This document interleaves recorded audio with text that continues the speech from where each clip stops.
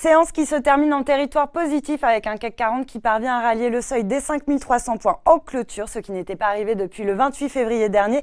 La tendance a été alimentée par le net rebond des indices à New York qui n'ont pas masqué leur soulagement après le discours qui s'est voulu rassurant du président chinois Xi Jinping face au risque d'une guerre commerciale. Autre facteur qui a soutenu la tendance, l'ouverture du bal des publications trimestrielles d'entreprises avec le géant du luxe LVMH qui a surpris positivement à l'issue de la séance. Le CAC 40 s'adjuge donc 0,84% à 5307 points. Du côté des valeurs, la saison des résultats ne pouvait pas mieux commencer avec LVMH qui bondit de 4,9% après avoir entamé l'année sur une nouvelle progression de ses ventes qui s'approche des 11 milliards d'euros sur le seul premier trimestre, notamment grâce à la belle performance de Louis Vuitton. Dans la foulée, plusieurs analystes ont révisé à la hausse leur objectif de cours. C'est le cas de Deutsche Bank qui monte son objectif à 278 euros contre 270 auparavant, ou encore Barclays qui relève également à 255 euros contre 245 auparavant.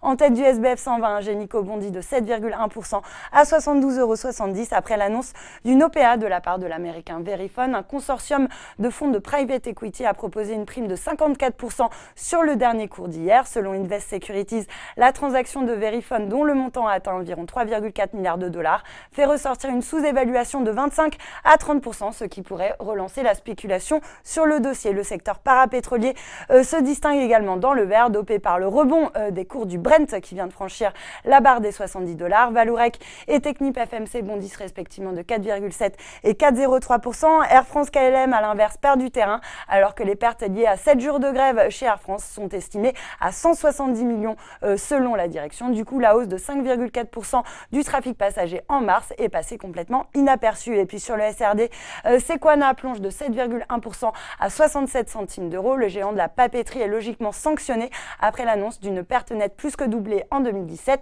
à 115 millions d'euros. Voilà, c'est tout pour ce soir, mais n'oubliez pas, toute l'actu éco et finance est sur Boursorama.